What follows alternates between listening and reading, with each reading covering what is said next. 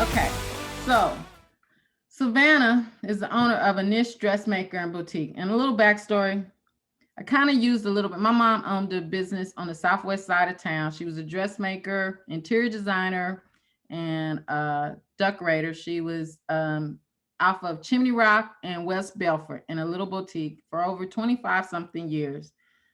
She'd probably still be there, but she got lupus and I had to help her shut it down. She still teaches. But anyway, she created this business after working at Penny and Interior Design, first Black interior designer Penny's had hired back when they had that department. And she had always sewed and made wedding dresses and all of that. So she created this business. And so that's kind of what I based it on. So a little of it is, like they say, based on a partial truth. Okay. So Savannah's owner of a niche dressmaker shop, okay, boutique. And she specializes in custom wedding dresses, formal home interiors such as draperies and uniforms. Okay. She had been in business for 10 plus years and she had 2 independent contractors and she maintained her full-time job 30 to 40 hours. Savannah was offered a contract from the convention center. The contract was for drill team uniforms, okay, and it's pending. She has 10 days to accept the contract proposal for the convention center. She has $2,500 in savings and her family agreed to match the savings. So 2 years later, she accepted the contract and she's been offered another contract for 1,500 tablecloths and 1 year retainer for special events. And so she's also locked in the HISD vendor for drill team uniforms. Now she has 5,000 personal savings and business equity. Several things I'm showing here is her business is growing and she's saving money, but she's also putting money back into business equity, is leaving money in the business. Okay. And she kept her day job.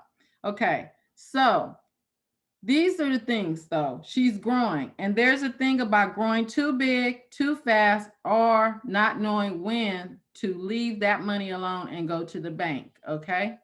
So one of the things is she had to create a banking relationship. Okay.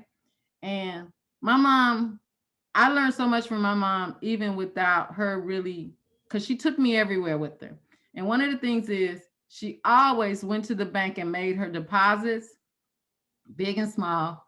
She would talk to the tellers. And as her business started growing, the tellers introduced her to certain people in the bank. When she started getting larger contracts, they would introduce her to higher level, because she shared with the teller. She would share with them. And at first I used to think, why are you doing it? She would find out what the tellers liked, and she would make little things like, I don't know, aprons, pot holders, give it to them, little gifts, embroidery stuff, just give it to them. So, because those are the gatekeepers, she told me. And then from there, they would always introduce her to certain people in the bank. She made her dreams theirs too. Like when she get a contract, she go in there and she said, I got another contract. They would get excited too. Okay. It's this much, next thing you know, she's meeting a senior VP. She's meeting this person. Or why don't you go over there? It got to the point she come in, I didn't realize it till later. She tell me when she come in with her deposit, as she's heading to the teller window, one of the people in the office might wave their hand like, come over here. What are you doing? Oh, let me take your deposit. She established banking relationships. Okay. You have no idea how important that is to you, because bankers look for the 5 C's. And I don't know if y'all heard about them. Character. And I meant to write it down, y'all. But it's character. I will have to send it to you. But they look for your character, They look for your credit, okay? They look for consistency. I will send that over to you, the 5 C's, okay? But they look for that. And that they can look on paper just at your credit report when they don't know you. But when they know you, they have more to add, okay? So you need to visit your bank. Also, she shared her business plan at the bank all the time. I'm right on track. I'm doing this. Okay. They will start listening. Okay. And she shared her how she wanted to grow. Like the location she's in, a banker told her about that location because they were closing, on other in that. And a banker told her about it. She shared her financial position. Now, this is something we don't do. We don't share, but you got to know who to share it to. The bankers, the people that can help you. Okay. That's their job. And the main important thing is my mom talked to people, not at them, not down to them, but talk to them. The teller, a lot of people don't talk to the teller, but you have no idea what door they can open. She talked to people. Okay. These are her options when she's looking for her seed money. Okay. Yeah. You have no idea how many people, and I was one of those until I learned. Grants are for a cause. If the United States, our government wanted to give if they were giving grants to businesses, they will do it for everybody all the time. Everybody will go in business. Grants are for a cause. The only reason right now, the first time in history that idle advance that we got is because our economy was in trouble. They have never done anything like that. The Paycheck Protection Program is because the economy is in trouble. But notice, Paycheck Protection Program, it was specifically for, and is, paychecks. You see, that's why it's called a PPP. Grants are for a cause. When you get everybody there's grants for this. There's grants for small businesses. No, there's grants if you're a nonprofit. Okay. There's grants for the cause. I was a grant accountant for Northwest Assistance Ministry for a couple of years.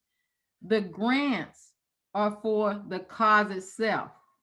10% only went to admin services. 10%. Payroll and all of that had to be met with endowments and charitable contributions and pledges. And volunteers. That's the cause was for the program itself, the counseling, the housing, and all of that. Grants are for a cause. So when you're looking for seed money, look at your statements, savings, money markets, all of that. That's why I was saying create a budget earlier in the first one. Create a budget. Look at how much you can save. Then the next thing, the easy part. It might not seem easy, but it is.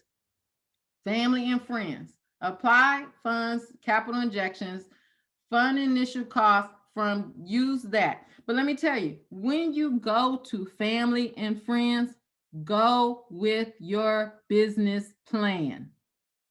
Give them a presentation. Let me tell you, you'd be surprised what Uncle Charlie has in his bank account. If you go and say, Uncle Charlie, at a barbecue, while y'all eating ribs, I need $10,000 because I'm getting ready to start a business. Uncle Charlie gonna say no. But if you go to Uncle Charlie and say, hey, Uncle Charlie, what you doing next week? How about we get together and have lunch? I got something I want to run by you. Well, what you want to run by me, boy? No. What you want to run by me, baby girl? No. Uncle Charlie, let's just talk. Let's talk. Let's enjoy this. And when you go to see Uncle Charlie for lunch, first of all, go like you going to the banker. Dress the part. Come with your plan. Come with your copy for him and go through it. Let me tell you, first of all, Uncle Charlie's going to be flattered that you came and you thought that much of him, that you dressed up and you are presenting to him. If Uncle Charlie don't have it, he going to help you find it. Okay? Because baby girl, our little Ray, he done growed up. You know, and that's how you have to come to family, just like you would go to a bank. Okay? Because I hear this a lot from small business owners coming to me. They said, you know what? I did all of this. And one of my aunties came to me and she said, I didn't know you was doing all that. You should have came. If you would have came to me, I would have helped you. But if you don't tell them in a professional manner, they're not going to listen. Okay. So that's where the business plan comes in handy. Okay. Equity. Banks want 10 to 30% cash equity.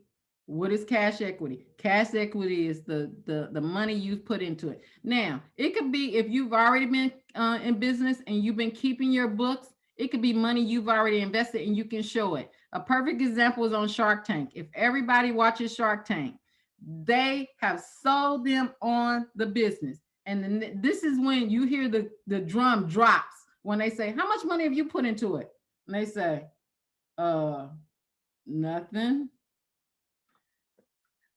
Damien first goes, I'm out.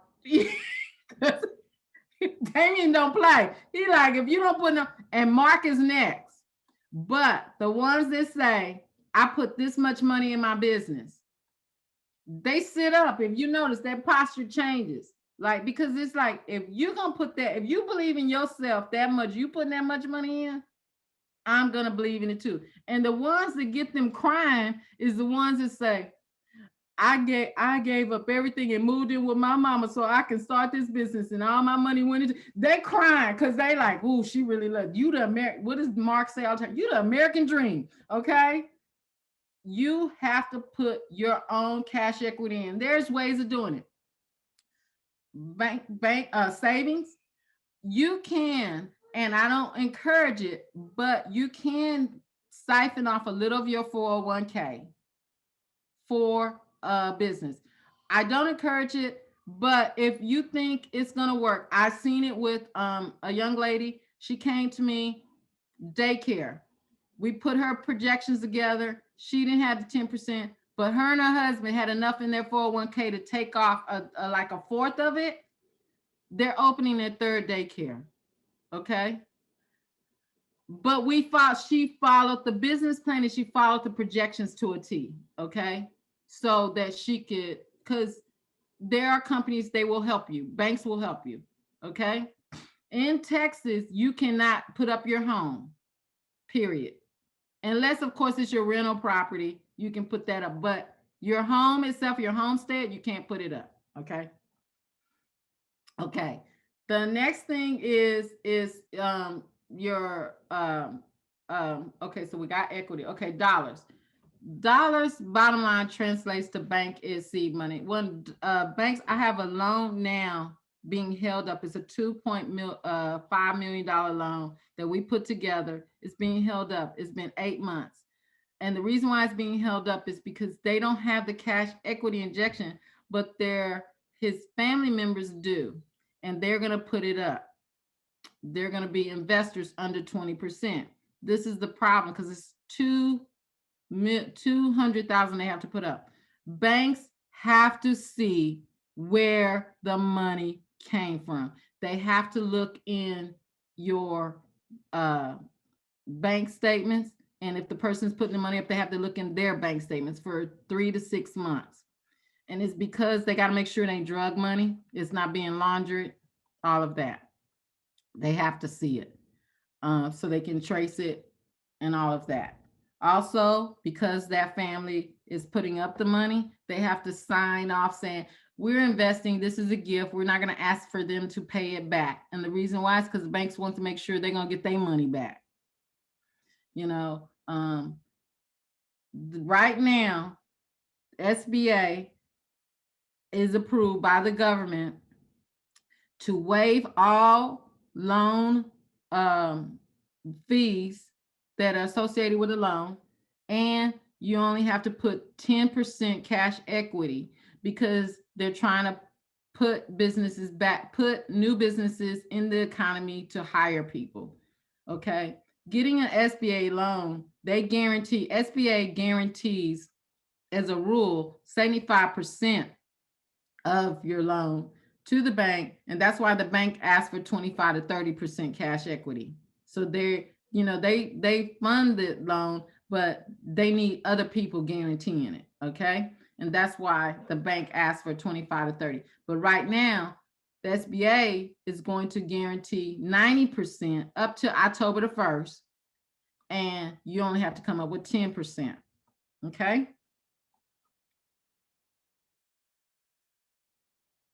So these are other options. Okay. If you don't want to use SB cash equity injection, your own, there is business plan competitions.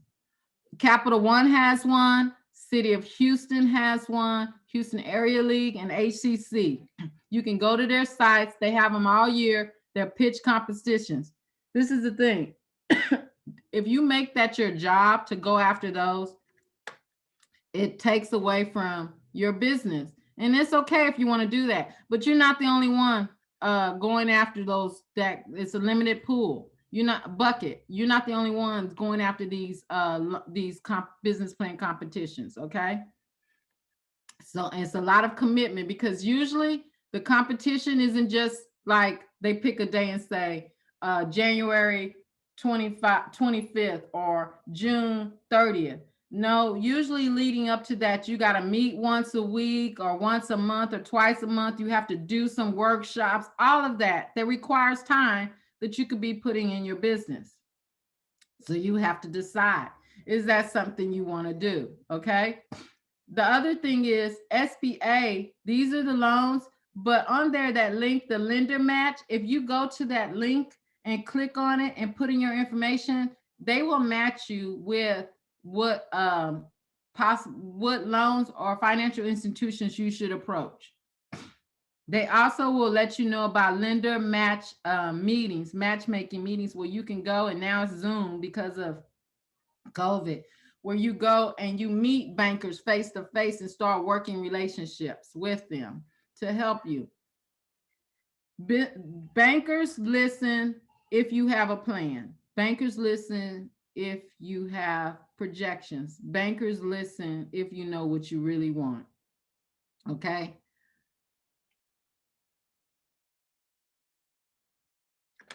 That's it. Any questions?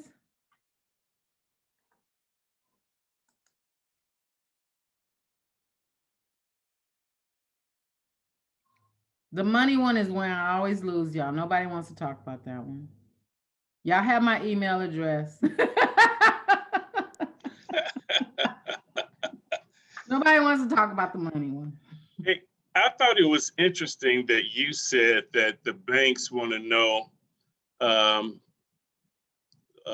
want you to have a paper trail of where investing monies is coming from to make sure it's not, quote, drug related. Is that honestly the only reason why they want to make sure that they have a paper trail? Because I've fallen prey to that a couple of times. I was doing something with the bank, and I don't know, my mom or somebody gave me some money. I'm like, I got the down payment money right here. They're like, where'd it come from? I'm like, I just had it laying around. And they're like, laying around where? Can you prove it? Can you document it? So I mean, is it just a drug? It's not just drug money. Is it being laundered? Where they just need to know where it came from. Over 10,000, they have to know. It's in the FDIC, because banks are insured. They got to know where the money came from. A lot of it has to do with that old Patriot Act thing too that came out a few years ago. Yep. That's where a lot of that, they call it the provenance of the money. They want to know where it came from, what the real source of it was. It's okay that you got it from your mom and that kind of stuff, but you got to tell them that. And then mom's got to show where she got it from. Then she got it. So where she got it? That's right. Yeah. That's Yep. right. But that's what I'm an old banker. I know that's what they do. Mhm. Okay, Frank, got to clean that money up, man. Yeah, and you know what? They are serious about that. I'm telling you, this loan that we sitting on, everything's been approved. Everything, credit score, everything, projections, and they like just send us over that, and I'm getting the runaround. So now I'm kind of like, won't y'all just show them? Yeah. So Chris, you told a quick story that resonated with me. The way I got into the real estate business was I actually put together a business plan and presented it to my mother when I was like 30 years old. And I knew mom didn't have a whole lot of money laying around in the bank, but I did know that mom had a house that was totally paid for. And I presented that, to do all these contracting jobs and fixing stuff up. And I've come to understand real estate really, really well. What I want to do is borrow $25,000. She said, "Boy, we ain't get that kind of money." I said, "Well, mom, in the house, maybe you can take a loan against the house." She's like, "Oh, what you gonna do with it?" And I laid down everything that I wanted to do with it. I told her, with the property I was going to buy, I'll pay the mortgage, I'll pay the taxes, I'll pay the insurance, and whatever her payment was for the loan that she was going to give me, I would take care of all of that as well. So she would virtually have nothing, riding on her shoulder. And after having that conversation over a couple of weeks, my mother applied for a $25,000 loan against the only asset she had and gave it to me. And I purchased an 11-unit apartment building in Chicago and haven't looked back. And when I sold that 11-unit apartment building, obviously paid off the note for her and bought her first fur coat. So it was, it's true. If you approach family, the right way, in a business sense, you'd be surprised at what can happen. Let me tell you, there have been clients, let's say skin of the other persuasion, that have come to me and asked me, "Hey, we put the loan package together. I need to take this to my dad. Can we do a prop mock-up?" And I would get some of I say, "Hey, come in the office," and we would sit around and they would present it before they go. And I was like, after that person leaves, I would turn to most of all of us were in there with, and when it was just us, and I say, "See, that's what we need to be doing." Yeah. We need to be doing that, presenting. I mean, it's a way you do it. And, and that, I saw how they would do it. They would invite them, they would take them, out to eat and show up and have everything. And like this one guy, he approached his grandma and he said he knew his grandma would, her favorite thing was she could give you $500. Like you got that uncle that give you $20 or that grandpa. Okay, her thing was she'd give her grandchildren, if they wanted some money, ask for money, she'd just write and check, "Here's $500. That was her thing. Well, he needed more than 500, okay? And he knew she had it. So what he did was he showed up on her birthday, okay, as he always do, and said, "Look, I want to take you out and everything. And another day." And he did. He took her out. And for her, because he knew the business plan would just be over her head, we did a very simple, like we was presented to a fifth grader. She would get it because she had the money, but she didn't need all, like she said, "I don't need all them figures and numbers and everything. I just need, what it is." So he made a very simple business plan for her and showed her how much she would get and everything. And she not only gave him the money, but she said she wanted to invest in him. Because he took the time to come to her. None of the other she said, "You talk to me like," how did he put it? Because he almost cried. He said, she said, you talk to me like I was smart. Mm, That interesting. that meant a lot to her. Wow. So it's all, your investors are there. You just Mhm. gotta know. Because you'd be surprised how many of the family members and friends are watching you. Yeah. So it's not always the bank. Everybody think it's always the bank or there's always a grant. But you got to do your work. And everybody on this call, you're doing. If you get up in the morning and give up your Saturday morning to listen for this, you're in it already. So Sweat equity. yep. Oh, I see. Thank you, Ron. I see. Yeah, the credit character. Thank you. The credit, character, capacity, capital, and collateral. Those are the 5 C's that the bankers look for.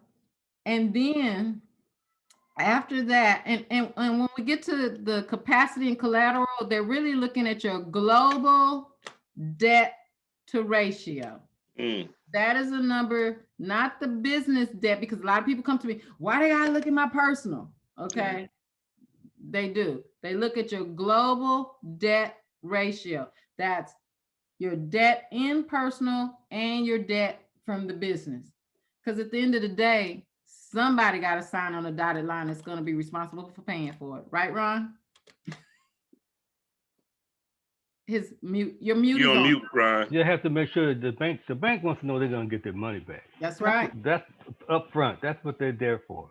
I will make money off you, but first you got to service the debt. That's what they're looking for. That is You're right. More than Before mama, anything else. anybody else. You're They right. they want to know if you can service whatever they're gonna give you. Can they that's get right. it back? Exactly. They talk about how much they make. That's different. But they Yep. want to know they can't show a loss or they won't have a job. Right. And let me tell you something. The banks right now are worried because right now there is a large amount of loan debt on the books because they had to furlough it defer it because of the past stimulus packages. They had to defer all of these SBA loans. That's the first thing. Then they know that about 40% of the people that apply for PPPs are not going to be, the 100% of it's not going to be forgiven because they're not going to follow the guidelines, and that will convert to a loan. So they're worried about that. They're worried about the performance of the loan. Yes, Can they get the money back? yes, they are. Because the PPP, they couldn't ask for collateral. They could not do a credit check. They just had to give it to you based on payroll registers. So they are worried right now. Wow. SBA says there will probably be 40 to 55% bankruptcies filed for Oh small yeah. businesses. Oh yeah. You're not getting that money back. Not Yeah. all of it. They're not gonna get it all back. Wow. They know that.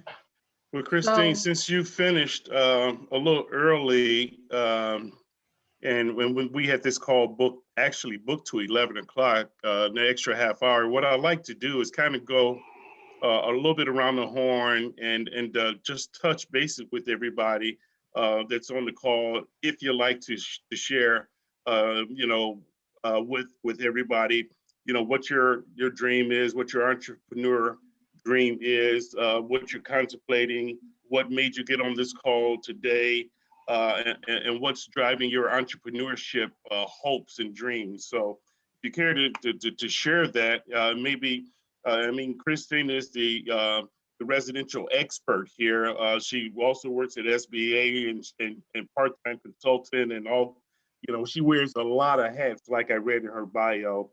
But at the same time, maybe there's a mentor on this phone call that could help support you as well. So I don't know who wants to start. Maybe Cheryl, Tiffany, or Real. One of you guys want to jump in and talk about, what your entrepreneurship hope and dream looks like? Yeah, I don't mind starting. Currently, I work for a soda distribution company. And I kind of want to do something very similar to theirs, to what they're doing. They're kind of the fourth guy in the market. You know, Coke, Dr. Pepper, Pepsi, of course, they own most of the space in the convenience stores. But we're the fourth guy in the market. And I see that there's a space for, you know, competitive business against them because I see a lot of the things that they don't quite do right, you know. And it's definitely one of those businesses where you might not win, but you definitely won't lose. You know, you buy something for 5, you sell it for 10. And I see there are a lot of platforms for our businesses, particularly where we can get into these stores, get into these convenient markets, with a lot of different products that, you know, Black people are making at home, and they just need a distribution system, or they need a platform to get their stuff out to the open market per se. And that's what I'm trying to do with my distribution company. I think it only takes like, to get certain products, you know, maybe like $13,000, which is not a really big business loan. So I'm so glad you brought up the point about family, because I definitely had a lot of different family members come to me and say, I can't give you a whole 13,000, but I can maybe give you 2,000. So now I'm gonna definitely be prepared to give them my business plan, so that way I can maybe get 10 different family members to give me $2,000 each to be able to get into that market. So distribution is what I'm trying to do. Are you trying to develop a product as well, or are you just going to be distributing others' product? Yeah, basically distribute other product. I don't think I have a passion to make the product, but I definitely have a passion to sell it. You know, I can sell your dream. And like I said, I have already a market of like 400 different stores that, you know, I tell people all the time, I might not be able Wow. to guarantee you sales, but I can guarantee you exposure.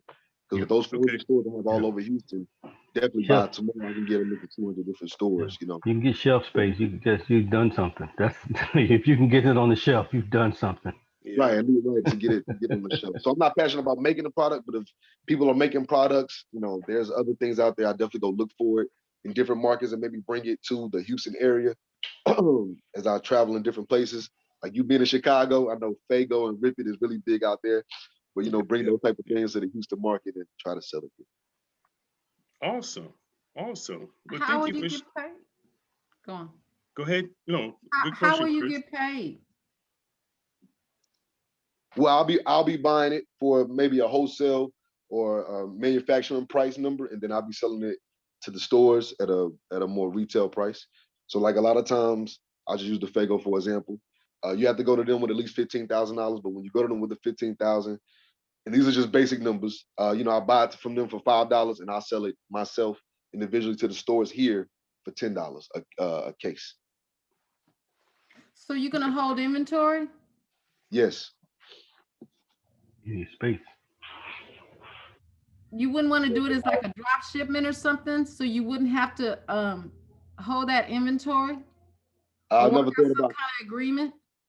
I've never thought about how to actually go about doing it that kind of way. Because I guess I'm more in and out of the stores right now, and I have the relationship with the people of the stores. I always thought about doing it more like that.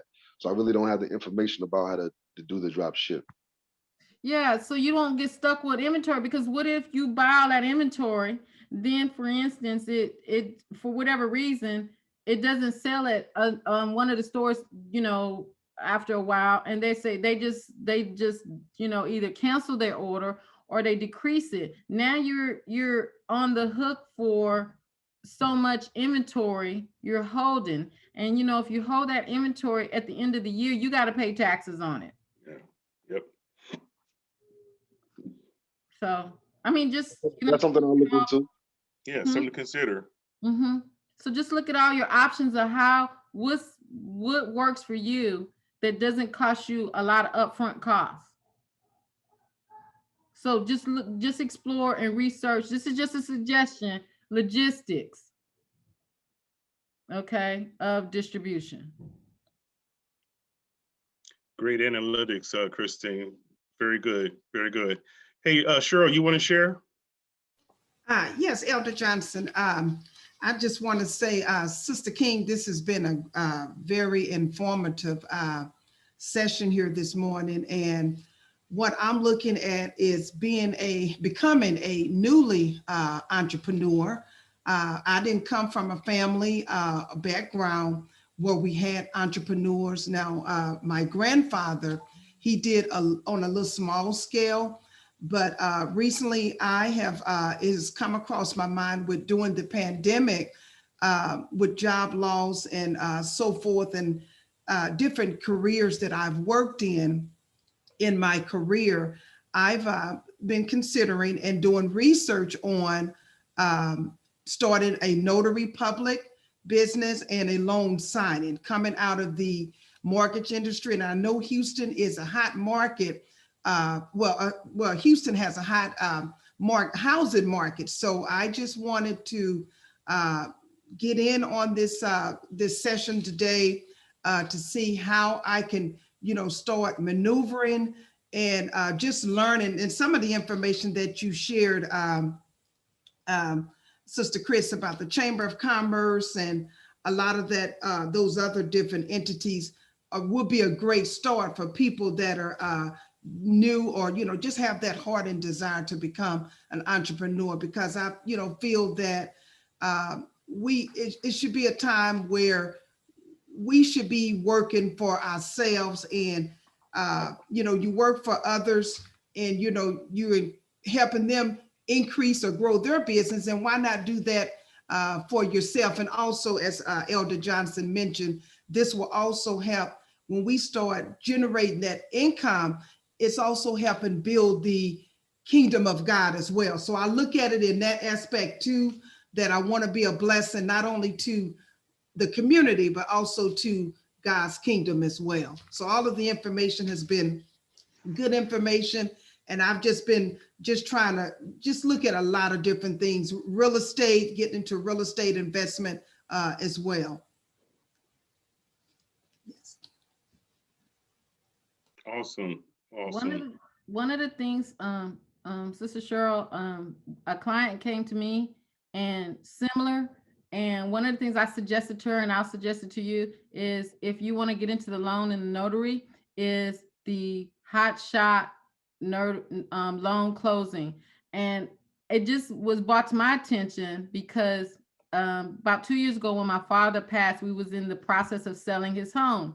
I'm in Houston, the home is in San Antonio. I was on a vacation at a speaking engagement in Marble Falls. They had to process the loan, and a loan document, I guess, closer, signer, bought Yes. the package to me at the hotel. Yes. And I signed it. And while we were visiting, I always ask people, because I always want to know. I said, "This your business?" He says, "Yeah." And I says, "Oh, so what do you do?" He said, "This is all I do." They call me. I just happen to be in a place where people vacation a lot, and the closing always happen when they're here, and they send all the information over. I print it out. I meet up with them. They sign it, and I ship it back. He says, and it's been a very lucrative business. Yes. He just happens to be there. And he says, because he was first just doing local and he wasn't making any money because there was a lot of people local. But when he started accepting and taking and running the loan somewhere, so it's just something, I don't know how that works. It was just, I was like, oh, okay, he found a niche. Right, absolutely. And that's exactly similar to, it's like a signing agent. So you basically can accept the assignments. Well, once I get licensed in Texas, I mean, I can go anywhere and, accept an assignment. Exactly. So would you say it with the house being in San Antonio, as long as he is willing to accept the assignment, he can basically go and accept that job and complete it. So that's exactly what I'm looking to do. Well, Yeah, and there's a bunch of companies you can reach out to. Sure, I've used one from Chicago Title and Trust.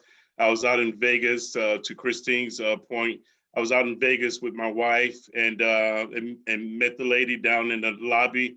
A half an hour, went through 50 pages of stuff, stamping, signing, and it was very lucrative business. And I'm about to do another closing here in the next couple of weeks. And I told the people at Stewart Title, hey, when is the closing? Don't worry about it. We're going to send somebody to you. I'm like, Absolutely. yeah, I like that. I like that foot to mouth service. That's great. So that's, it sounds like you've got a lot of people to reach out to as well once you get yourself, your business off and running. Yes. You've got a lot of platform out there because Houston is a huge mortgage market. Thanks for sharing. Thank you. Yeah. Frank, you want to share with us? And then we'll ask Tiffany. Sure. So, and just Chris, thanks so much for speaking today. This is a lot of good information. A lot of it's affirming, some of it's new, so I really appreciate it. What I'm looking to do is, in terms of my goal, is to provide technical consulting and technical solutions to small businesses and for-profit and not-for-profit organizations, particularly for webinar hosting services and solutions. What I've discovered during this pandemic is, organizations where they used to meet in person and have their events and seminars and conferences and whatnot, they're having to change their platforms. They're going from in person to virtual. So using these platforms like Zoom and Remo and others. And there's very little expertise. What I found, there's very little expertise in that space. And so there's a market for that. Now, what these organizations are also finding is, it's not in person, we're doing it online, but they're getting a lot of good feedback that this works. It's cheaper. You're not having to fly people in and speakers and all that kind of stuff. They're not having to rent space and have all these huge banners and all that kind of stuff. It's a cheaper event to host, but to a large extent, it's still very effective. Now, there's some that are going to want to go back to doing stuff in person, but there's some that will do these virtual webinars even beyond the pandemic. So I'm looking to carve out a space in there. I've done some of these already. I've done, and they've just been, free events, but I've done a Girl Scout project. There was a college prep and readiness program online. And I've also done Reconstruction of a Survivor. It's a breast cancer support group. They used to do a physical event twice a year, actually. Pampering with a Twist is what it was called. And they did their first one. I helped them do their first one online earlier this March. So it was a huge success. And they're looking to do another one later on this year. So we'll be helping them out with that.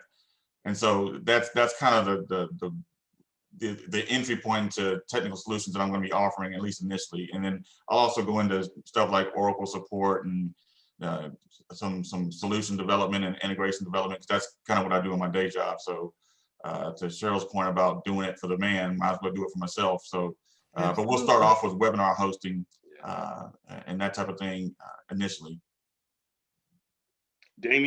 Christine, do you have any questions?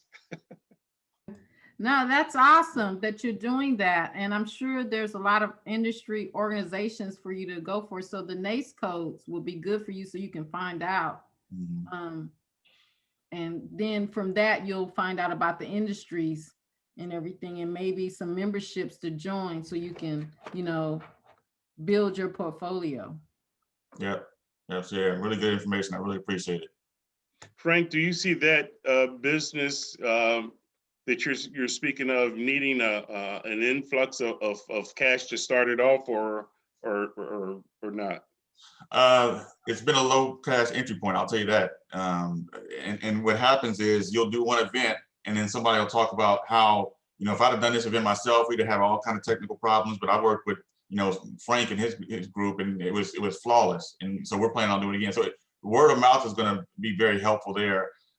You need to subscribe to the right platforms, that cost, and you can't subscribe to the free version, right? The trial version is 30 days. You get what you pay for there. So you need to invest in those platforms and be kind of up on what those platforms are doing, their roadmaps, how they're advancing, participate in their user groups, get smart, obviously, on their platforms, so you can kind of be the master, and then know what platforms are best for what events.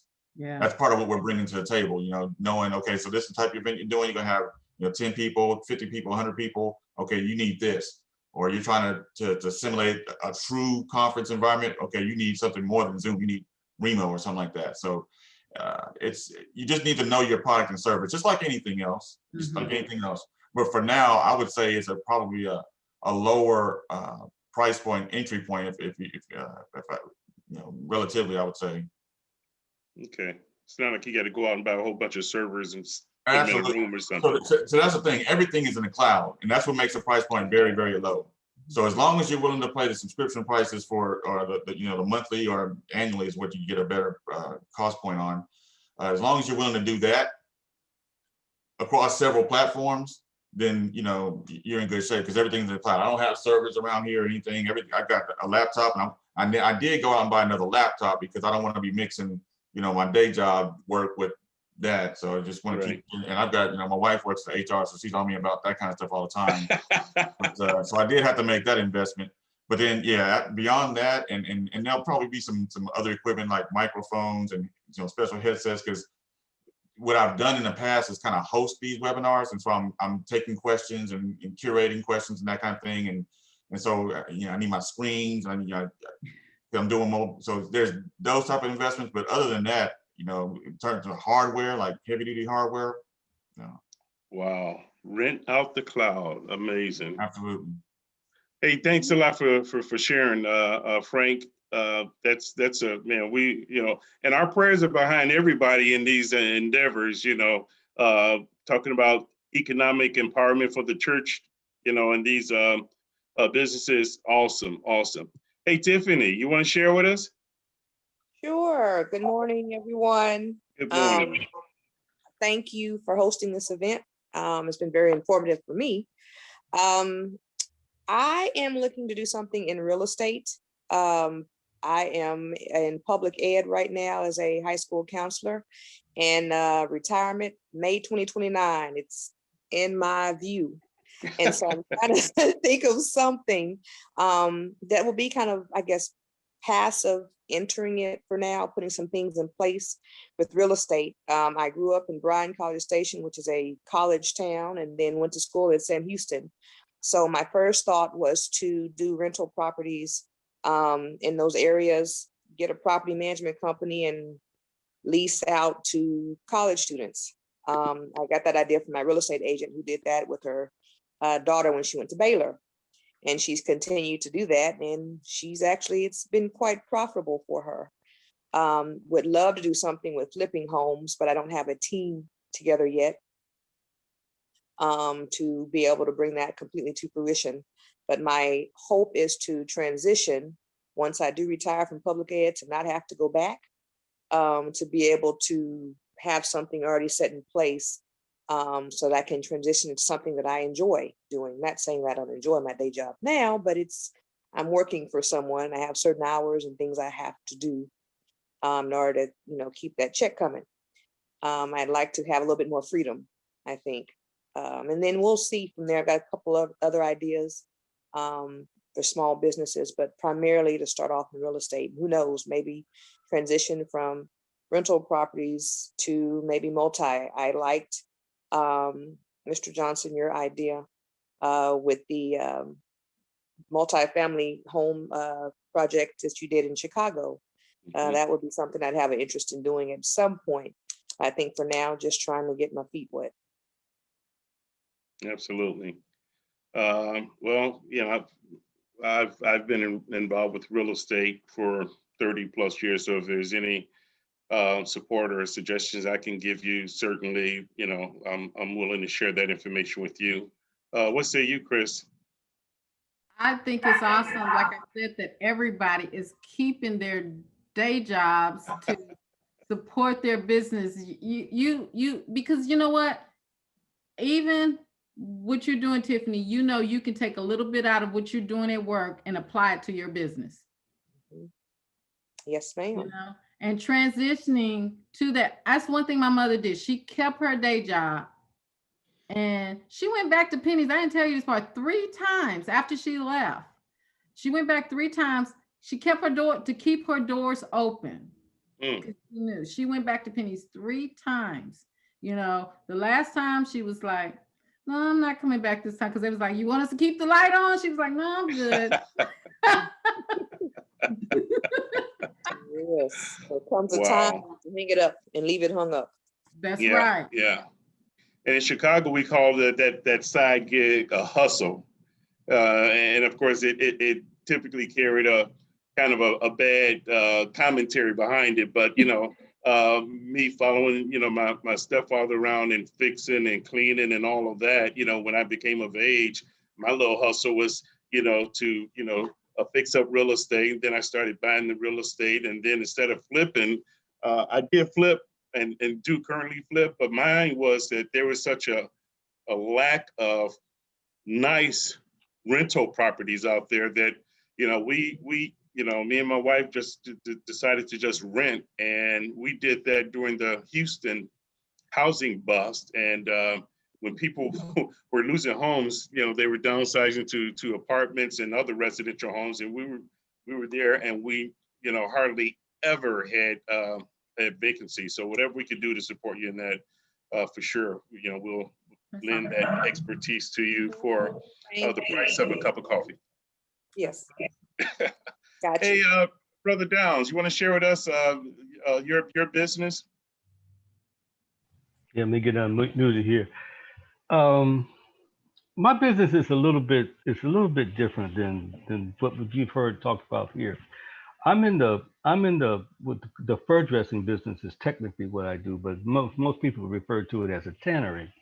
So you've seen taxidermists, and you go to restaurants and you see fish on the wall and deer heads. That's called a cape, by the way. But rugs, animal skin rugs, and that kind of thing on the floor in some of these lodges and things like that. That's the business that I'm in, and that's what I do. I do anything that's got any animal that's got hair on it, I can treat it. And it's like a different economy. I was looking at the marketplace ministry, the website we have for the directory going up, but there isn't a caption on there for me. All the captions that are there, none of them fit what I do.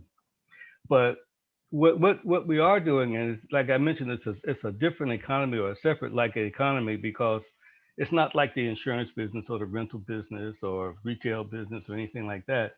But there's a bunch of hunters here, and especially because Texas is one of the biggest markets for this sort of thing. I mean, when the pandemic hit, I really thought that my business would suffer, that people would be afraid to spend money and so forth. My business expanded. My business grew. I'm doing better now than I was before the pandemic. Wow. I guess people have the time, and people are not going out and various restaurants and things. So all these guys are hunting, and they're all over the place.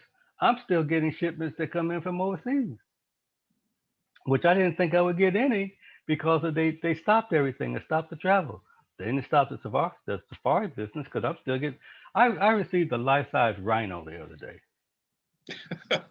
A rhino? A rhinoceros, a life-size one. And I mean, to treat that skin, it takes a long time to do something like that, because they're a difficult animal to treat. But that's a $10,000 skin. One skin. Wow. One. And I typically treat right now, since we're in the height of our season, I typically treat somewhere between 12 and 2,000 skins a month.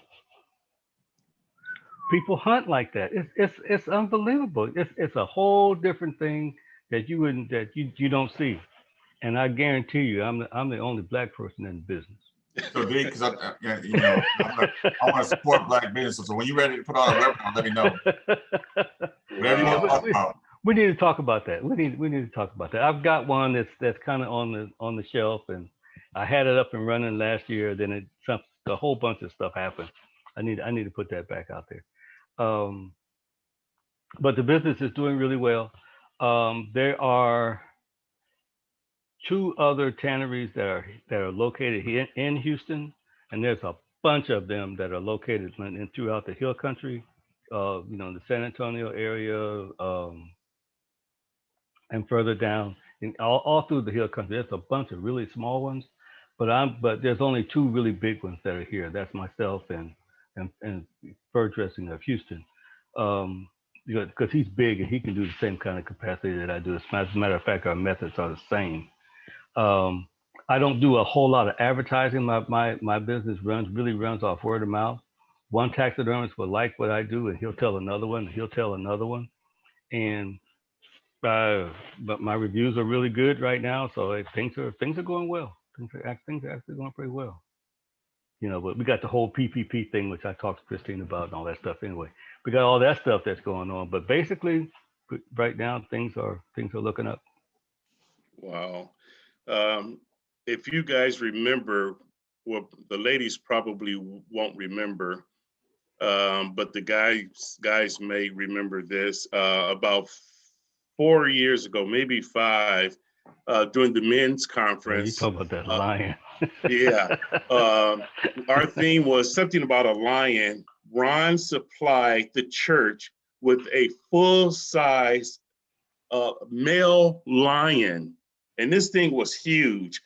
And it was on wheels, and we were able to roll it up and put it on the stage. And it was a remarkable piece of an animal to see that Ron, gave to the church to use as a prop.